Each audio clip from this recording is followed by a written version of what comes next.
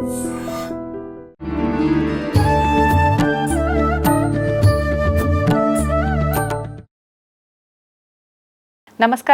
Welcome to I dream.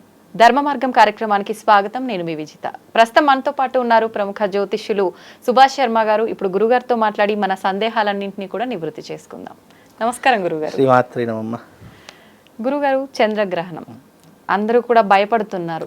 గ్రహణం అంటే మామూలుగా నియమాలు పాటించాలి ఓకే, కానీ అసలు ఈసారి గ్రహణం లేదని కొంతమంది, లేదు మన దగ్గర లేకపోయినా ప్రభావం మన పైన ఉంటుంది అని కొంతమంది, గ్రహణం తర్వాత ఇప్పుడు ఏదైతే ప్రళయాలు చూస్తున్నామో అటువంటి వాటికి మించిన ప్రళయాలు రాబోతున్నాయని కొంతమంది.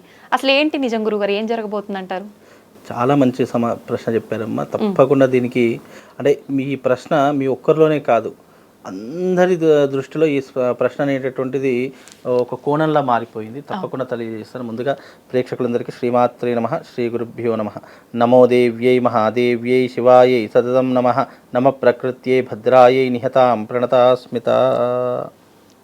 అసలు గ్రహణం అంటే ఏంటి, ఈ గ్రహణం వల్ల దేని మీద ప్రభావం చూపిస్తుంది అనే అంశాలు తెలుసుకుంటే అసలు ఈ గ్రహణం అంటే ఏంటి, దీనివల్ల ఎలాంటి ఉపయోగాలు ఉన్నాయి, ఎలాంటి కష్ట నష్టాలు ఉన్నాయి తెలుస్తుంది.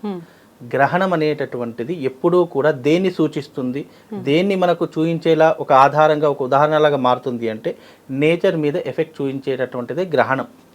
ఇక్కడ ఒక గ్రహణం అనేటటువంటిది 100లో 60% నేచర్ మీద ప్రభావం చూపిస్తుంది, 40% మనుషుల మీద ప్రభావం చూపించేటటువంటిది గ్రహణం యొక్క ఉద్దేశము తప్ప గ్రహణం అనేటటువంటి ఇప్పుడు ఎప్పుడైనా చూడండి ప్లానెటరీ పొజిషన్లో గ్రహణాలు కానివ్వండి, గ్రహ కూటములు కానివ్వండి, ఇవి దేని మీద ఎఫెక్ట్ చూపిస్తాయంటే ప్రకృతిలో జరిగేటటువంటి విపత్తుల మీద, ప్రకృతిలో జరిగే మార్పుల మీదనే ఈ ఎఫెక్ట్ చూపిస్తాయి తప్ప మానవుల మీద సహజ సిద్ధంగా తన జీవిత కాలంలో ఎలాంటి పరిస్థితుల్లో దాంట్లో పాజిటివ్ ఆర్ నెగిటివ్ మంచి చెడులు మాత్రమే సూచిస్తాయి తప్ప ఎఫెక్ట్ అనేటటువంటిది ప్రకృతి మీదనే పడుతుంది. ఇదొక్కటి కూడా ఆలోచించాలి.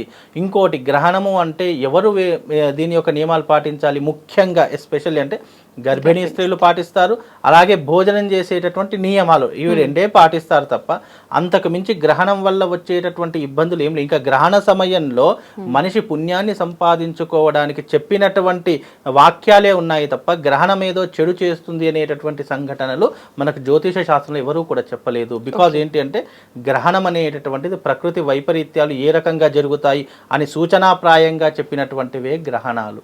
మనకు ఒక్కొక్క గ్రహం అనేటటువంటి ఒక్కొక్క రకమైనటువంటి ఇంపాక్ట్ మనిషి మీద చూపిస్తుంది. అదే రకంగా ఇప్పుడు జరిగేటటువంటి ఈ చంద్రగ్రహణం ఏదైతే ఉందో అది ప్రకృతి వైపరీత్యాలకే దారితీస్తుంది తప్ప మీరు అన్నట్టుగా ఎందుకు జల ప్రళయాలు వస్తున్నాయి, ఎందుకు ఈ యొక్క నీటి ద్వారా సకలమైనటువంటి మానవులు ఇబ్బందులు పడుతున్నారు అంటే ఇప్పుడు రాబోయేటటువంటి ఈ చంద్రగ్రహణము మీనరాశిలో 2వ పాదంలో పూర్వాభాద్ర నక్షత్రంలో ఈ యొక్క గ్రహణం అనేటటువంటిది సంచరిస్తుంది. గ్రహణం ఉందా?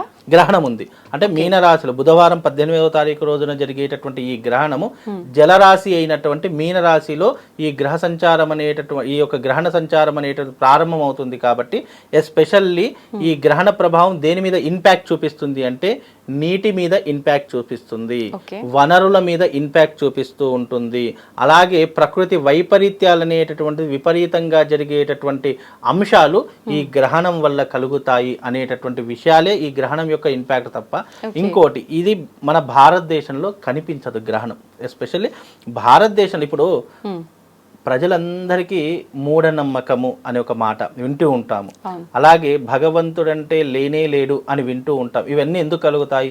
ఇదిగో ఇలా లేనిపోనివి ఉన్నవి లేనట్టుగా, లేనివి ఉన్నట్టుగా మనం క్రియేట్ చేసి చూపిస్తాం కదా, అందుకే వాళ్ళకి ఇలాంటి మూఢనమ్మకాలని గుడ్డిగా చెప్పేస్తూ ఉంటారు. అంటే ఉన్న నమ్మకాన్ని కూడా పోగొట్టేటటువంటి తరహాలు మనం చెప్పేసరికి వాళ్ళకి ఏమవుతుంది, అనవసరంగా లేనటువంటి గ్రహణాన్ని మనం ఉంది అని చెప్పి ప్రొజెక్ట్ చేయడం వల్ల భయభ్రాంతులకు గురైపోయి అయ్యో ఏదో జరిగిపోతుంది అని అనుకుంటారు. అది చివరికి ఏమీ జరగదు, అయ్యో వీళ్ళు చెప్పిందంతా అబద్ధమే, వీళ్ళంతా డబ్బుల కోసం చేస్తున్నారు అనేటటువంటి ఒక తరహాలో వాళ్ళ మైండ్లో మొత్తం నిండిపోతూ ఉంటుంది.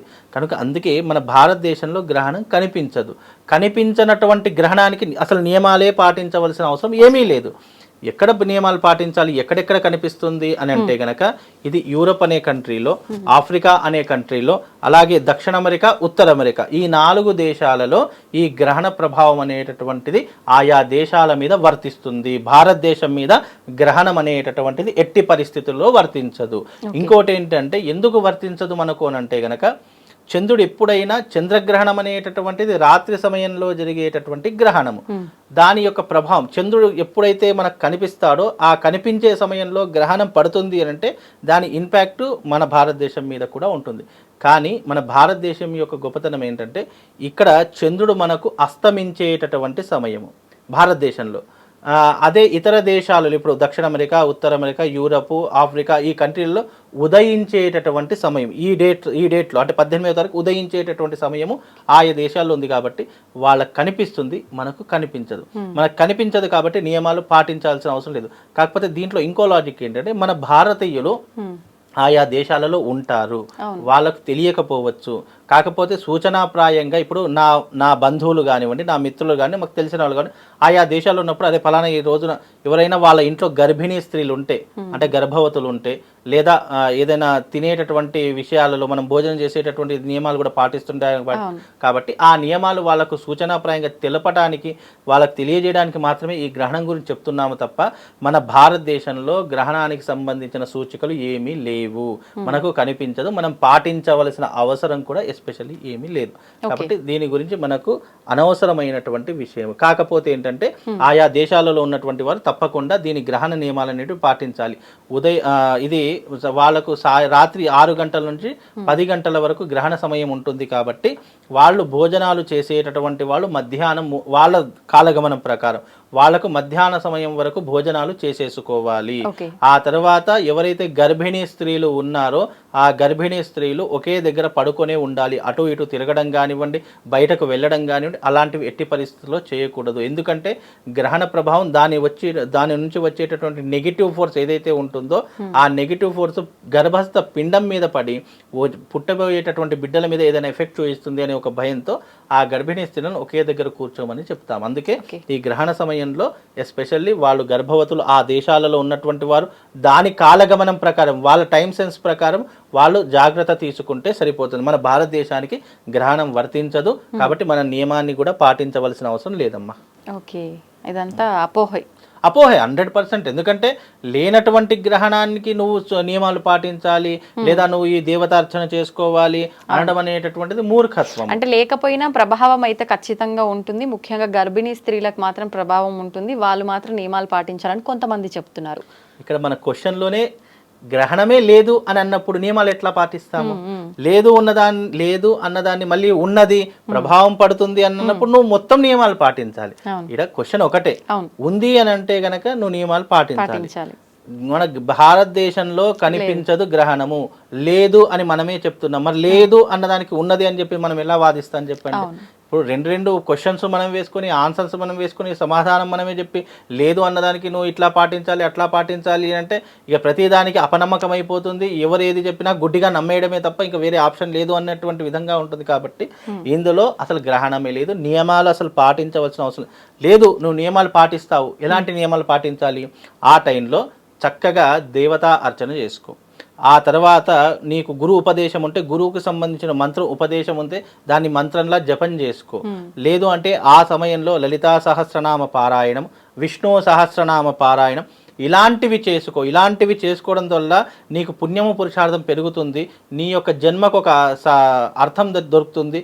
అలాగే నీ జన్మ రాహిత్యాన్ని పోగొట్టుకోవడానికి, నీ కర్మ ఫలితాన్ని తగ్గించుకోవడానికి ఇది ఒక మార్గదర్శకాలుగా ఉంటాయి తప్ప నేను భోజనం చెయ్యకూడదు లేదా నేను ఇంకా నియమాలు పాటించాలి అని అనుకొని నువ్వు అపోహ పడితే తప్ప మనం దానికి ఏం చేయలేమమ్మా. ఇప్పుడు లేదు అని చెప్పి మనం కటాఖండిగా చెప్తున్నాము. లేదు అన్నదానికి నేను అది పాటిస్తాను ఇది పాటిస్తాను, గర్భిణీ స్త్రీలు ఉన్నారు మరి ఇంట్లోకి వెళ్ళి వాళ్ళకి జాగ్రత్త ఎలా తీసుకోవాలి అని నువ్వు పిచ్చి పిచ్చి క్వశ్చన్స్ అడిగావు అని అంటే గ్రహణం లేని దానికి మళ్ళీ నేను దానికి ఉన్నది అని చెప్పి ఏ రకంగా చెప్పగలుగుతాను?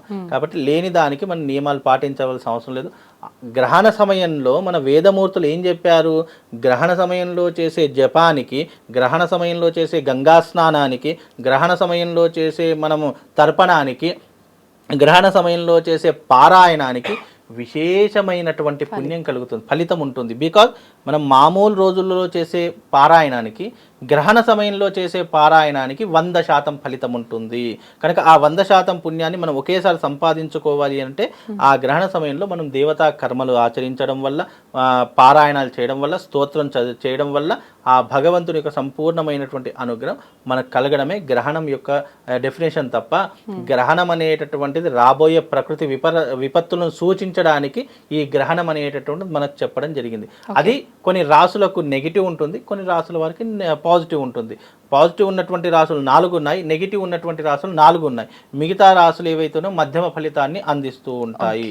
కాబట్టి దీని యొక్క ఫలితాలనే ప్రకృతి మీద ఇది దారి చూపిస్తుంది తప్ప మానవుడి మీద 40% ఫలితం. ఎందుకంటే మానవుడు కర్మజీవి కాబట్టి మనం ఏదైనా పోగొట్టుకోవాలన్నా, ఏదైనా రప్పించుకోవాలన్నా దానికి దేవతా కర్మలు ఉన్నాయి. మనం చేయవలసినటువంటి మానవుడు సహజ సిద్ధంగా ఈ జన్మకి ఏం చేయాలో అనేటటువంటి మనకు కొన్ని నియమాలు ఉన్నాయి. ఆ నియమాలను పాటిస్తే ఈ గ్రహణం నుంచి మనం బయటపడడానికి చాలా విధానాలు ఉన్నాయి. కాబట్టి ప్రకృతిని ఇప్పుడు మీరు అన్నారు ప్రకృతి వైపరీత్యాలు జరుగుతూ ఉన్నాయి. ఇప్పుడు ఏపీలో జరిగినటువంటి ప్రకృతి వైపరీత్యాలు, వాయనాడులో జరిగినటువంటి ప్రకృతి వైపరీత్యాలు, మళ్ళీ రాబోయేటటువంటి ప్రకృతి వైపరీత్యాలు ఏవైతే ఉన్నాయో దాని నుంచి ఉపశమనం పొందడానికి, అవి రాకుండా మనం జాగ్రత్త తీసుకోవడానికి దీని గ్రహణం సూచించడాన్ని ఏదైతే అంటారో ఈ గ్రహణ సూచికను దాన్ని ఆధారంగా చేసుకొని దీనివల్ల ఏ ప్రకృతులు ఎలాంటి మార్పులు జరుగుతున్నాయి అని తెలుసుకుంటే అప్పుడు మనకు ప్రకృతి వైపరీత్యాల నుంచి కొంచెం అధిగమించినటువంటి వాళ్ళం అవుతాము, బయటపడినటువంటి వాళ్ళం అవుతాము, ఓవర్కమ్ చేసినటువంటి వాళ్ళం అవుతాం. కాబట్టి గ్రహణ ప్రభావం ప్రకృతి వైపరీత్యాలకే దారి తీస్తుంది తప్ప మానవుడికి ఎలాంటి ఎఫెక్ట్ రాదమ్మా. ఓకే, ధన్యవాదాలు గురుగారు, చక్కగా వివరించారు.